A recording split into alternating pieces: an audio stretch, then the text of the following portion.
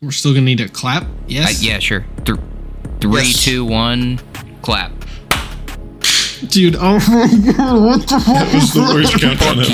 What the fuck was that? Fuck you.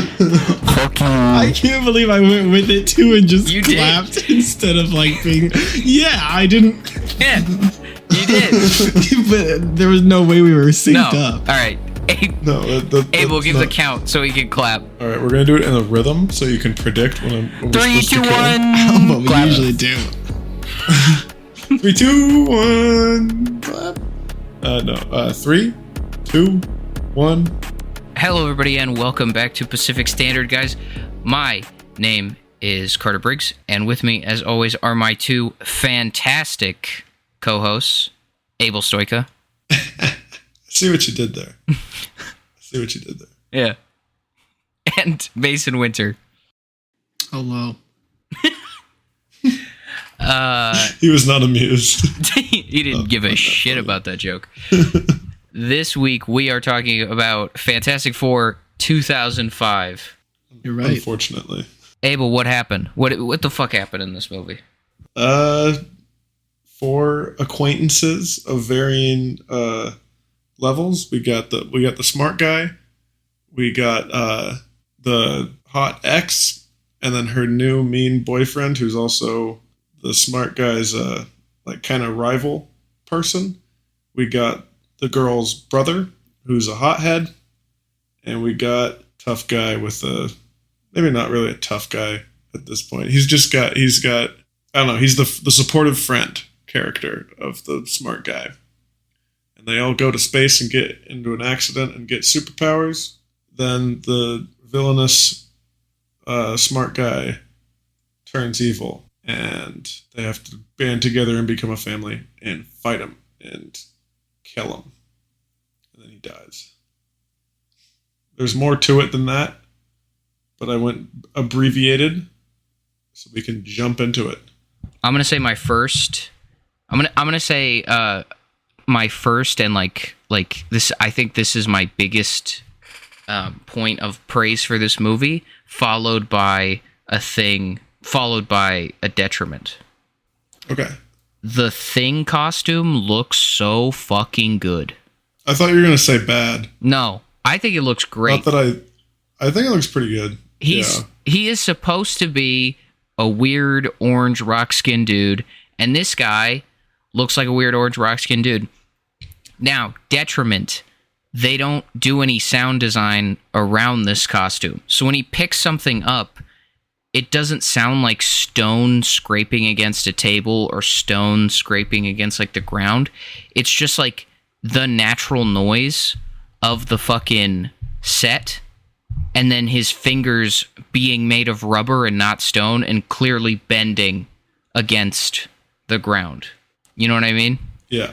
Like there's a couple times in this movie where, because the hardest thing about being the Thing, obviously, is that sometimes you got to pick up something small and you got big fucking rock fingers, and there's you're like wearing the Hulk hands, and you're from wearing when you were a kid. Yes, and you're trying to pick that shit up, and it's impossible. And instead of just adding a quick little scrape sound effect, they just left it, and it totally, for me at least, it really made it look so fake, even though it looks so great in the movie. All right, that's my first thing. What's your second thing? Second thing, they're all nitpicky like this. They're not. Second thing, Okay. the plot's kind of bad. It's not a very What? It's not a very good plot. The characters have very little chemistry together. Like they all seem like you hate each other, even the ones that are not supposed to hate each other, and the ones that are supposed to hate each other. It's not natural enough. It's just a bad plot. What this movie feels like is if like a cartoonish like Hollywood executive made a superhero movie. Like it's not trying to be anything deep or like well written. It's supposed to be kind of like a Saturday morning cartoon, but a live action movie is what it felt like to me with the script. For my biggest problem with this is, why is Victor losing his company? They set up Victor losing his company as his reason for going crazy and becoming Doom. Because their big project that they spent a bunch of money on failed. Right, but what I know they say that, but I'm confused by what they thought they were going to get out of that. Because they collected the data. That was the whole point, was to collect the data on the cosmic rays. Yeah. You know? I don't have an answer for you, buddy. Well, I know you don't. This is my point. Is that also, if it was that risky of a venture, I feel like the board would have said no. Swiss cheese of this movie, Carter. Well, fuck this movie, man. I'm gonna make Swiss cheese of this movie. Actually, there's parts I don't mind. But yeah, the plot, it's full of holes. Yeah, this movie made Swiss cheese of itself. Mason, what were your thoughts on the movie? I'm pretty stupid. I was entertained most of the time. It's not unentertaining. The CGI is not bad, and CGI is pretty good. I think it looks good. The big takeaway for me, and I guess I didn't notice the issues with the dynamics of the group as much as you guys. I think if you flesh out Von Doom more, it in turn creates more conflict and fleshes out the story better. And I think my main issue was probably Doom. Was just it wasn't great. Yes. I don't think he was very villainous. He's not 100%. My exposure to the Fantastic Four has been this movie and the other movies. And Same. I have very little. Any of the comics or anything. This is all I have to go on, and I don't really like it, so I don't really care for the Fantastic Four. I know that people who read the comics just love them so much, and they're Marvel's first family or whatever. And this movie just did a really horrible job of making someone who's uninitiated with them to, like them or whatever. Because I feel like when I was watching this movie, I'm going to look at it like this is the source material.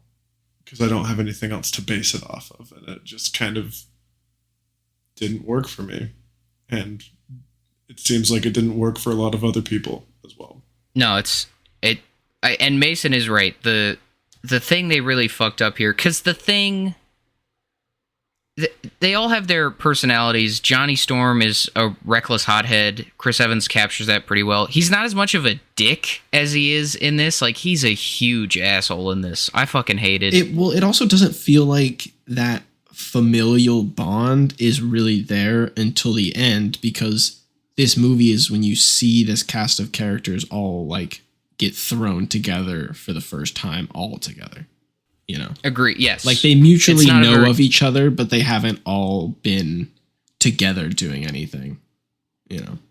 And I think they fucked that up in this movie. I think what they should have done is had them be a crew unto themselves prior to the start of the movie, rather than being do you remember Johnny Storm? He's our pilot that we have on retainer. But how do you bring... I don't know. How do you bring them all together? Well, that in the same way the comics do, which is the comics basically start with Reed and Sue being in a relationship. Ben Grimm is Reed Richards' best friend from childhood, yes. And Johnny Storm is Sue's brother, yes. And they all have been working together, they're what? Scientists together. They're all. Johnny's a scientist. Johnny's not a scientist, he's a pilot. That is accurate. And Ben Grimm is a pilot too. They all in the comics, they all just go to space without Doom. Doom is separate from them. Why do you need two pilots? I don't fucking know. Why do you need two pilots on a plane? Yeah, I'd prefer more brain power on the team. I would three scientists, one pilot. But that's just me. Well, I agree. But I didn't write it. But in the comic, I'm just telling you what the comic did. They all go up, they get hit with the cosmic rays, they get their little powers, and then they just continue to be a family, but now they do science and fight crime. Science, fight crime. Science and crime. No. Science and crime fighting. Yes. So, I mean, they could do. I'm sure Johnny Storm does some crimes. This Johnny Storm feels like he commits a lot of crime. I mean, he did just vandalize that guy's car. He shoots the tires with fire while he's... That guy fucking deserved it. I don't give a fuck. Yeah, probably. He also... That is a crime, though. He burned a billboard, but Ben threw him into that. So I'm going to put that on Ben. I agree. He's probably breaking some air traffic control laws, like some airspace laws. Is he really? You know what I mean? I think so. Probably. He's a flying person. Yeah.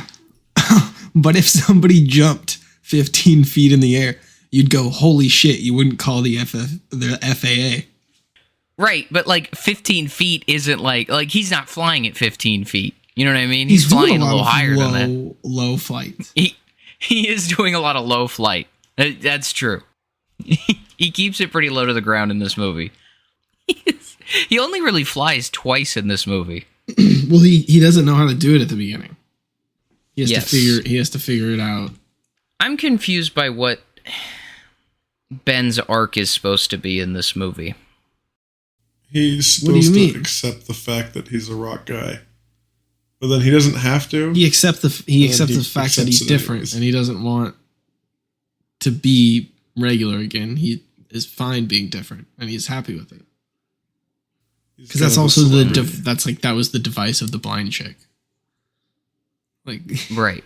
You can't be more literal than a blind chick saying it's okay to be different. Sometimes it's good. That was why I that relationship moved really fast. Have you noticed the relationships in this move really fast? Like Reed and Sue they got married at the end, and they weren't together at the beginning of the movie. What the fuck? It's called trauma bonding. For like 2 weeks, dude. That's crazy. Like, but at least it's only an hour and 45. Like, they get hitched so fast. Like they weren't together. Maybe like see if you're still compatible. You guys seem like you've changed a lot. Like, let's. What are we doing? Johnny's still kind of a dick at the end, and Ben's a superhero. Yeah. Yeah. Usually, all right, okay, that's fine.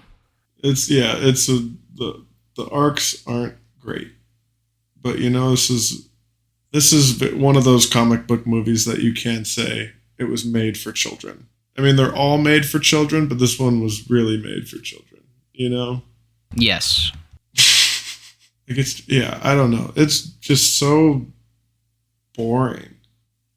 It's like it's super corny, but not in like a campy way. It's corny in like we gotta lower this down to your level, you know, kind of way. Like we just gotta make it stupid and flashy, and it works, I guess.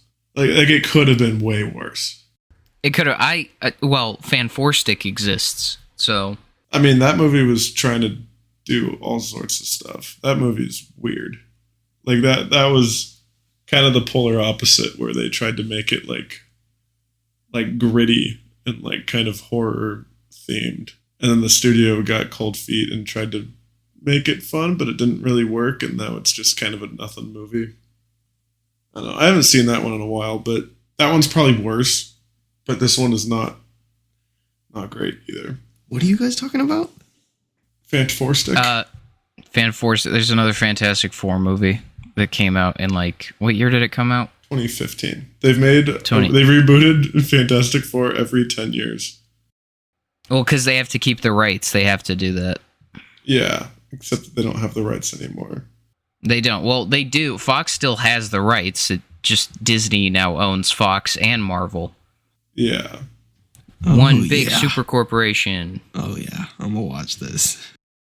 Why? 2.3 average rating. I'm going to watch this. I'm going to enjoy this. It's historically bad. It's honestly not enjoyable. It's like so bad that it's so bad and boring. It's not like so bad it's funny. It's so bad it's boring. If you want so bad it's funny, you should watch the 94 Fantastic Four movie. Yes. It was so bad they didn't release it. I've only seen clips of that one, but done. You watched it? No, you can't. You gave me a movie I On can't YouTube. watch. The 94 one? No, it's on YouTube or something, right? I think you can just find it online. I can't be bothered. Can't be bothered. It's literally easier to watch than this movie.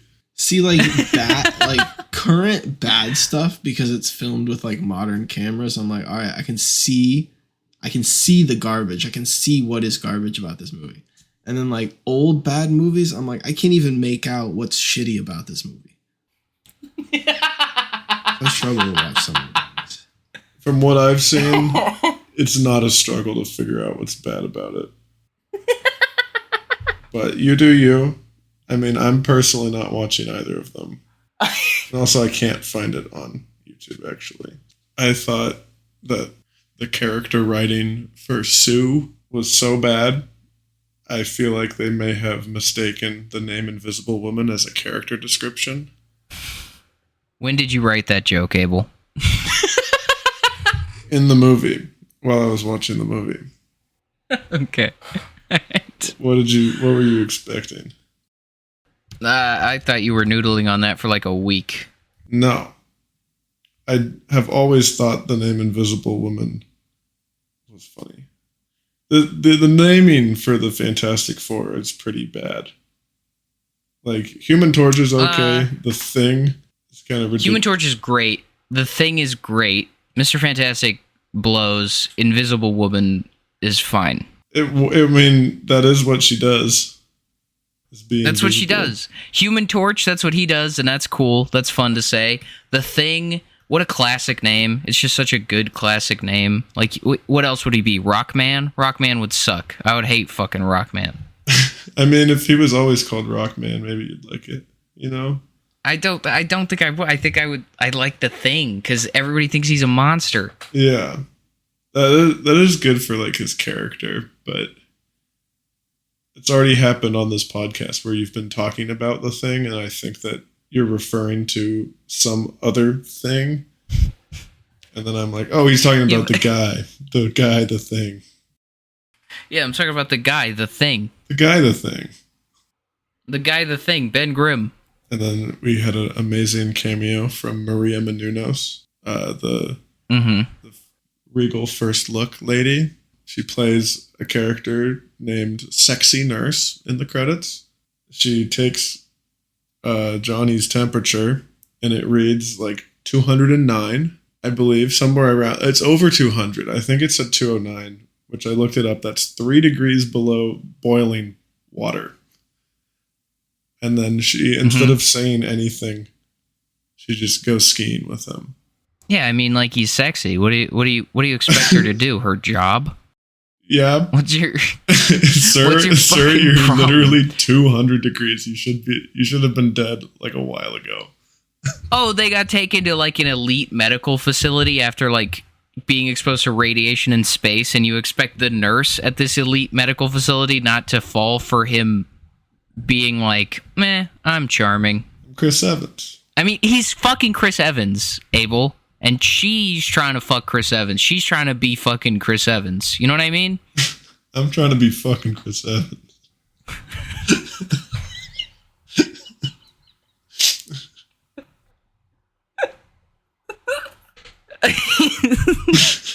I want that to be the tagline of the show. I want this to be the tagline of the new Fantastic Four movie.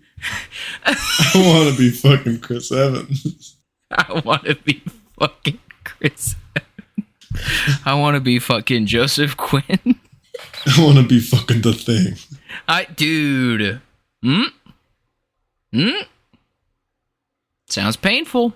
Yeah. They said his internal organs are made of stone. Sounds painful. I think Mr. Fantastic is a good name. Why? Because I think it's a clear indicator that he's the leader of the group. If the group wasn't the Fantastic Four, Mr. Fantastic would suck. But he is a part of the Fantastic Four, and so they dubbed him Mr. Fantastic. I guess it's a good name. And it's like Professor in the X. comics, he's a real egotistical douchebag. So him calling himself Mr. Fantastic is it fits. Yeah, he's not super egotistical in this movie. He's just smart. No, he's kind of a fucking dork. Yeah. I liked the way Johnny Storm kind of just riffed everybody's names, and that's how they got them. Like, he was just talking on TV. That's true. Yeah. No, that was good. Like, he'd clearly given his some thought already, and then the rest of me was just like, yeah, what you said, The Thing. That sounds fucking good. I like it. Yeah, and he calls her the Invisible Girl. And then Mr. Fantastic. Yeah. And Jessica Alba's not happy about that. Hey, how many scenes can we put in this movie of Jessica Alba taking all her clothes off to be invisible? How many scenes can we put in? This movie just oozes 2000s misogyny comedy. It's just so sexual for like no reason. It's just like, oh, look at her. She's What's the joke in this scene? Well, she'll be in her bra. she'll be in a bra. Well, she gonna be in her bra and panties. That'll be embarrassing. She's gonna get naked in front of her brother. What the heck? Her brother needs therapy because he saw his sister in a state of undress. Chris Evans is just like, I'm gonna need some therapy for this one. He literally says that. He says that, and she's wearing like a very modest under. She's wearing like a bikini. Like, you've never seen. Are you fucking kidding me? And then at the end, when The Thing and his girlfriend clink glasses and he destroys her, she goes, you need to work on your touch. And then he just does the biggest like scoopy grab of her ass like ever. Like she like physically gets lifted up and he just says, we can work on that for sure, or some stupid shit. We can work on that for sure. Can I control my strength enough to hold a fucking glass? No. Do I think we could safely have intercourse? Who cares? Let's fucking do this. His dick is probably just a rock, right? Yeah, but like, come on. Like, what are you supposed to do with that? The same thing you do with a regular one. I guess so. He clearly has nerve endings. His nerve endings function. So I think it'd just be the same, just more like textured, which might be a good thing. You know what? Maybe she's into that. She's a sculptor. Maybe a sculptor. Sculptist. Maybe she's into it because people got weird kinks, all right? There's just people out there and they have kinks and you just go, okay. Also, why does she have to be blind? I know the character is blind in the comics, but I don't understand him learning to live with the fact that he doesn't look normal is because one woman who can't see accepts him as a human being. Yeah. Don't love. Do we have any other things we want to talk about before we get to quotes? I like that the Human Torch held a thing of Jiffy Pop. That was fun. That was really fun. That was fun. That was a good use of powers. I don't know, man. I mean, I imagine you just kind of you inflate it like a balloon, and then just the sound is After Effects. You know, that'd be fun. I wonder if there's a DVD special feature. You would love a DVD special feature of this movie, Abel. You'd be all in for it. How'd they make him out of rubber? How did they make him on fire? Did they get him the therapy that he so desperately needed? Desperately needed? That's how I imagine writers' rooms whenever they're like, what if lady naked? That's how I imagine them talking. Mason, let's hear your impression of them writing the scene where Invisible Woman has to be invisible. Let's hear your impression. Okay, honestly, I shut up during that portion of the podcast because, like, I feel like I've been desensitized to it because I really didn't remember it all that much in this movie. Like, an absurd amount of, like... We did grow up in an era. We did grow up in this era. You know what I mean? Yeah, we live in a society for sure. Shut up, Abel. I think it's just more like the overwhelming like ambiance of it, like just with Johnny's character especially, where he's just like constantly hitting on girls and like at the very end, like when he has like a cluster of like 4 girls and he's like, let's get shots for everybody. just like that kind of tone throughout the movie. And it's like, oh, it's just Johnny or whatever. But then it's also like with Sue. I don't know. I guess I just didn't felt notice very it with prevalent Sue. I noticed it multiple with times. Johnny. Yeah, he's naked a lot in this movie too. No, that's not what I meant. I meant his character in the comics is a player. So they portrayed him in this movie as a player. And I was surprised that they did that without having him like in somebody's bed every other scene. I was like, oh that's true. It's less atrocious than I thought it was going to be in terms of that.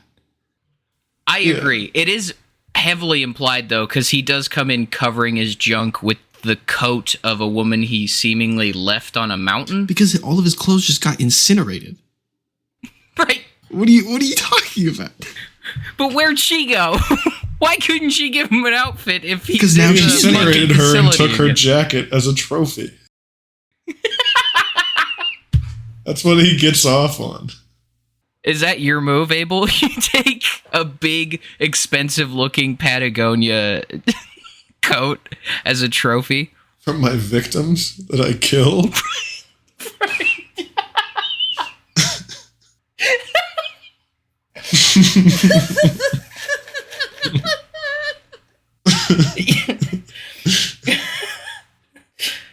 I do not condone Abel's killing, all right? I have never condoned Abel's killing. I want to make that clear. We're on a podcast together. All of our opinions are one. Fuck no. I think murdering women for their coats is wrong. I think it's not good. For their coat. For their coats. I like that jacket. That's so stupid. What a dumb. Hey, listeners, we're back. A little technical error on Abel's part, but we're back now. Whoa. That is blatant misinformation. We're going to need a fact check on that. Mason, as resident fact checker, what's the verdict? He's lying. It's Carter. Typing A sounds. fucking liar. It was me. It was me. I had a technical issue. I'm a bad guy. We all have those from time to time. On second thought, I definitely could have accidentally hotkeyed and closed the recording by spamming my keyboard like that. But it was for the bit. It's for the bit. It's more important. Yeah. The bit's more important than the first half of this podcast. I had a technical issue today in the bathroom. What does that even mean? Yeah, tell us about it, Abel. Elaborate. Expand. You know, it was supposed to be funny because I wasn't gonna elaborate, and now I don't have anything to say because I was joking. That didn't happen to me. Okay. All of my bathroom trips today have been optimal. Are we sure Abel's not a robot? It's an alien. A fucking alien. This is why, The government said they're real now. Abel's dude. one of them. This is fucking why. Whenever we bring up a childhood thing, you have no fucking idea. It's because you're a robot and or an alien. I was born in 2018, and they just uploaded what they thought a kid might want to have in the childhood. You were uploaded, and they picked Bellingham as your fucking place of origin. Yes. What an unlucky spawn point. I've still never been there.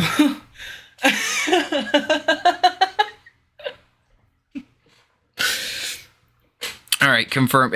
Mason, as resident fact checker, can we check that if Abel's a robot or an alien? Actually, I'm scared to hit my keyboard like that again. Okay, we can just let that one lie. I'm scared too. You guys don't want to know. Yeah, Mason, don't go deeper. what are we gonna learn? we're gonna find out that he's a robot who kills women for their pink Patagonia coats. That's what we're gonna find out. What is it? The Santi? Abel's the Santi. Carter, what was your favorite quote from this movie? I didn't really have one. I didn't really write anything down because I was doing other stuff while I watched this movie. But I think I'm gonna just make a general statement. Every time they referred to someone as stretchy, flexible, invisible, rocky, or a hothead before they got their powers was my favorite quote, and they did that at least 6 times. God, that was my favorite quote so far as well. I think they call the Thing hard-headed. They call Michael Chiklis hard-headed a couple times. He's bald. What about you, Abel? What's your favorite quote? My favorite quote is when they're kind of becoming celebrities and the Thing is like not used to it, and he's like afraid of being in the public sphere. And Johnny goes, "Say hi, they'll love it." And so he turns to him and says, "Don't do drugs." And then just walks away. That's just the end of the scene. That was always a good line. That was good. They missed a trick, though, in that he should have said, "Don't do drugs or you'll look like me," because this is the time when that ad was running. And he's a big orange rock skin guy. Yeah. They really missed the mark on that one. That's why I hate this movie so much. Actually. He's a big piece of cooked cocaine. This is crack. I'm crack, don't do me. Don't do me. All right, Mason, what was your favorite quote? You guys mentioned the scene before, but I didn't want to spoil my quote. It was when Bill, so the Thing, is getting Ben Grimm. He's getting his X-ray, and they're looking at all his organs, and they're realizing that all of his internal organs are somehow made of stone now. And he goes, "How bad is it? You know, I used to smoke." That's a good one. That is good. Do you think the Thing could get cancer? Let's not talk. That's not a funny thing to talk about. Let's move on. Realistically, though, I don't think any of them, like with the amount of radiation their bodies have been bombarded with now, I feel like how could they not? If they were radiation is how you kill cancer regularly. True. I'm no doctor, but that sounds correct. I don't know. I'm making theories on fictional science, so. Can a man made of rubber get cancer? I don't think so. He can be comically frozen. He looked so cold. That was hilarious when Von Doom froze him. He looked like a fucking, like in comedy movies whenever there's a cold character. He looked so fucking funny. And it's supposed to be like he's killing him, but it just looks like a fucking National Lampoon's Christmas Vacation scene. It's fucking hilarious. Was it killing him or was it just immobilizing him? I think it was doing both. I think the idea was that he was going to shatter him, right? That's what I thought, because when he took out the Thing and he was like 1 down, 3 to go. And then he thought that the missile took out the Human Torch. So he was like 2 down. But at that point, he had Reed tied up and frozen. Yeah. So he didn't consider Reed down for the count yet, which made me think that, yeah, he was going to like shatter him. Yeah. I think that was the plan. And then we never got to see his plan for the Invisible Woman because, then he gets beat up. To the rescue. Quite progressive of this film to have the woman save the day in 2007. Shut the fuck up, Mason. That's so dumb. You said a dumb. That's a bad Mason. It's a bad Mason. If I had one word to describe this movie, it would be progressive. That's my takeaway. That's my takeaway. Yep. There it is. I didn't really notice much of the misogyny. I just noticed Jessica Alba kicking ass. Yeah, she looked amazing. Yeah, I really like the scenes where she was like naked and stuff. Those are my favorite scenes in the movie. In the movie. More competent than Elektra.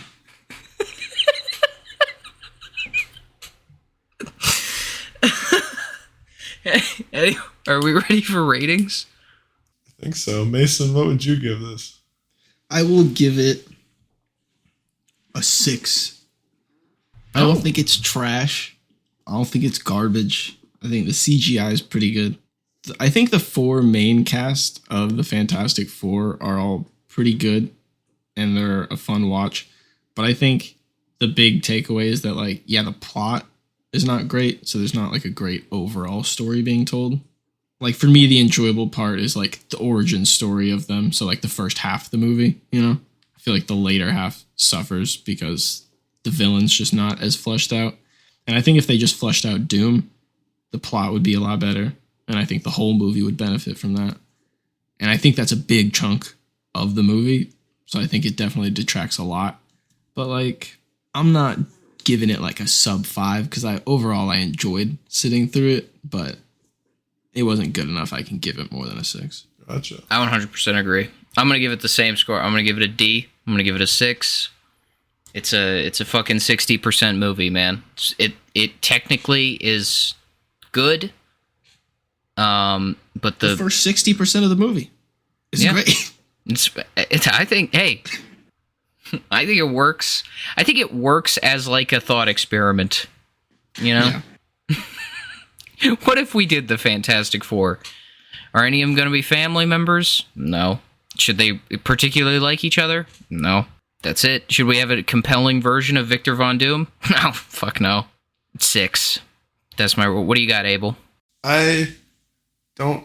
Like if this was just like a original movie or whatever, like not based off of a comic or whatever, like I just was like, oh, new superhero movie, let's watch this. I just like wouldn't care, and I wouldn't ever like be interested to see another one because it kind of sucked. Like there's parts of it that are not so bad, but overall this movie is kind of boring. There's not a whole lot to like there's some funny moments and there's some decent effects, but like I'm not gonna be like, oh, I should watch that movie again, like anytime soon. I'm gonna give it a 3. Damn. Yeah, I'm not a huge fan of this movie, and I can enjoy parts of it for sure and have a laugh, but yeah, not for me. Are we ready for what's up? What's going on? Yeah, what's up with you, Carter Poo? No. Veto. I'm gonna ask you to cut that. For your sake, Abel. For your sake, cut that shit. That's gotta go. All right, Carter. Answer the prompt of this section. All right. Nah, but for real, leave it in because I riffed a good joke off that. So leave it in.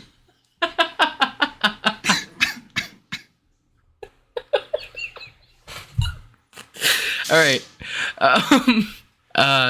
Full disclosure, we've taken a little bit of a break from recording. We backlogged them for a little bit there. So I have had 2 weeks to watch shit. So I saw actually quite a few things. I watched the new Jurassic Park and the new Superman. No spoilers one of those on is the Superman, please. One of those is an amazing movie, and one of them isn't very good. Spoiler alert, the Superman movie is fucking awesome and so hopeful, and it's great.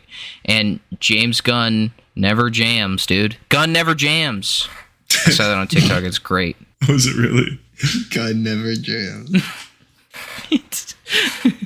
That's not my joke. That's the internet's joke. The internet came up with that one. He can misfire, but he never jams. He never fucking jams. Anyway. Superman's great. It's a hopeful Superman. James Gunn might have listened to my rant about the fucking Snyder Cut fucking movies, because or he's just a man who understands, writing and character. It's really fucking anxiously waiting our Man of Steel episode that dropped, the Tuesday after the movie came out. Yeah, yes. But it's fucking great. What a great fucking movie. The new Jurassic Park, is fine. It feels like a Jurassic Park video game because they just like go through levels. Like there's a new dinosaur in each level, and like in the really good Jurassic Park movies, there's a villain. Like one of the dinosaurs is a villain, and he's hunting them, and you keep seeing the same dinosaur, right? This one, you see the big bad dinosaur at the beginning, and then you don't see him again until he just shows up at the end. He's the final boss. And he's the final boss. And then they escape. Some of them do. And some people who really should have died on the island didn't. Missed a trick. Anyway. And then I also started watching season 4 of The Bear. It's very good. The Bear's really well written. And no spoilers, but Carmy might have to face the consequences of being an absolute prick and not having his mental health in check. What episode are you on? I just got done. I don't know. I've been Season 4? Yeah, season 4. It's out. Jesus Christ! They're cranking this out. They've done it the same weekend in June for 4 years straight. That's good. Meanwhile, Stranger Things season 5 is going to come out after 4 years. Stranger Things, now they're all 30. Literally, The Bear has had 4 seasons come out in between Stranger Things seasons, pretty much. And all of the Bear seasons are better than Stranger Things. Boom, roasted. That's not true. Stranger Things season 1 is better than The Bear season 3. But, except for the Tina episode. Anyway. Stranger Things is kind of good sometimes. The Bear is mostly really good. The Bear is amazing all the time, except for that one episode that just is like Grammy bait. I call it the Grammy bait episode, where it's just like... Emmy bait. What'd you fucking say to me? The Emmys? Oh, yeah, whatever. Same fucking difference. I like the Emmys. I do not like them. Yeah, the Emmys. There's an Emmy bait episode that's just like... What if editing? What if jump cut editing? You know? Anyway, I didn't like that episode. But all the other episodes are great. I love when characters grow and develop. It's my favorite. Anything else? I think that's all the stuff I want to talk about. Okay. Oh, no, there's one more thing. Cal Raleigh just won the fucking home run derby, you chumps, you suck. Also, a message to the Tigers for walking Didn't he test Cal. positive? Huh? Didn't he I thought he test tested positive for something. Cal? Yeah, I saw something about that. When? Tested Today? positive for having a big dumpy. He tested No, positive for today. having... Well, he hasn't tested positive in the home run It was derby. like a week ago. That's why I was confused why he was in the home run derby. Yeah, I don't think he did. That was fake. He hasn't been suspended or anything. I haven't heard anything about that. Fake news. Fake news, misinformation. Anyway, he won the home run derby, and I do want to say, I want to make it clear that the Detroit Tigers are little bitches for walking him in the at-bat that he could have tied the Barry Bonds pre-All-Star break record. Detroit Tigers, you're a pack of little bitches, and we swept your ass anyway. So, moving on. Did we sweep them all 3 games? Yeah, we swept them, dude. They got swept. Get the I know broom we- out. I knew we beat them twice, but Get the broom out, baby. They're swept. Mason, what have you been up to? What's going on? I watched The Town, Okay. which is Ben Affleck, Jeremy Renner. They're bank robbers from Boston. It's great. It's great. Blake Lively plays a really good trashy Boston chick in it. Who's like hooked on oxys and like ignores her kid. She makes you hate her in that movie. It's great. But it's that, if you've ever seen that clip where Ben Affleck like walks into a room and he's like, I need your help. We're going to go hurt some people and you can never talk about it again. And Jeremy Renner's like, whose car are we taking? It's that movie. It's a fun movie. I liked it. I also watched 3 Body Problem. Have you guys I've heard watched that. Oh, the Netflix show? Yeah. It's interesting. I didn't really know what to expect going into it. And it starts off as like kind of a true crime thing. It gives you true crime vibes, and then it turns extraterrestrial. And you're like, what the hell is going on here? But I liked the first season, and I think they're working on a second right now. It's got the guy who plays Wong and two of the dudes from Game of Thrones, because it's made by D&D. Yep. The guy who plays Samwell Tarly, and then the guy who played Davos Seaworth, the Onion Knight. Mm-hmm. So both those guys are in it. But I enjoyed the first season. I'll probably watch the second when it comes out. And the F1 recap, boys. Oh. Golly. Has the world been rocked? What's happened? I have not been following. So the race that happened was...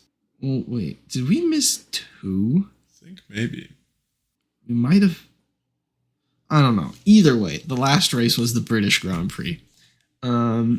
Silverstone has been basically a track on the F1 calendar since like the beginning of Formula One in 1950. It's a legendary track, but I was praying. My boy Lando. He's of split nationality. So his like dad's British and his mom's Belgian, I think. So he races, I think, usually as Britain as his home race. And I was praying he would win his home race. And he did, but in controversial fashion. It was a very wet race, so it was pretty chaotic. I think 5 of the 6 rookies crashed out. Damn. And what essentially happened was there was a safety car out while they cleaned up shit off the track because somebody crashed. So there's a car driving around the track and everyone's following behind, bunched up. And what happened is the leader of the race, Oscar, Lando's teammate at McLaren, he hit the brakes. Max Verstappen, who races for Red Bull, was kind of coming up hot behind him and had to slam on his brakes and like locked up because of it. And because of that, there was investigation into it. And they ended up giving Oscar a 10-second penalty, which basically ruined his race. And because Lando didn't make any mistakes, he got the win. And as a Lando fan, I'm very happy. And Oscar fans are in a tiff.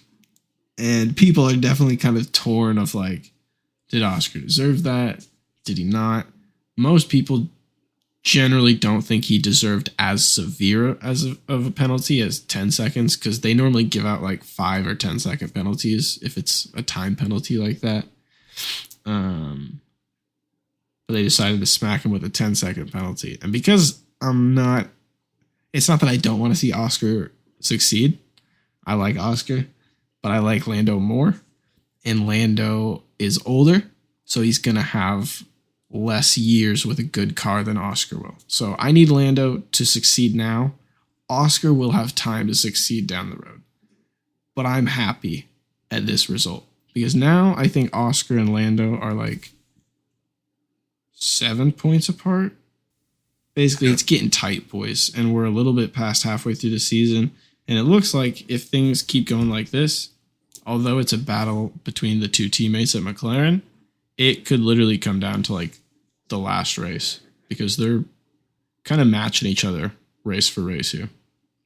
Also, Red Bull let go their principal of 20 years, and everyone was kind of like, what the fuck? Basically, he like runs the whole team. Okay. And Red Bull's communicated, I guess, that he still has other duties at like Red Bull as a company. He's just not running the Formula One team. So people are kind of confused what's going on at the moment, because not only was it like right after a race, it was just like a Wednesday morning when we learned. It was just right in the middle of the week. It wasn't like we're in the middle of like a 2-week break right now, but it was real odd timing to everyone for Red Bull to release their principal of 20 years, who has brought them like 8 championships. So everyone's kind of like, what the fuck? Yeah. So we'll see what's happening. You watch anything else? Nope. That's basically okay.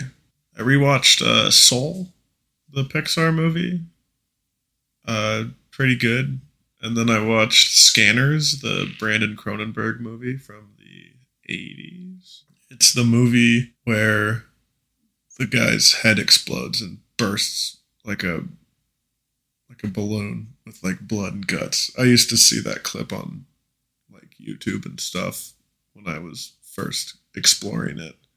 It's about people who can like telepaths basically that can like read people's minds, but it's like weird and uncomfortable and painful, and you can make people's heads explode and stuff. And yeah, it's a cool movie.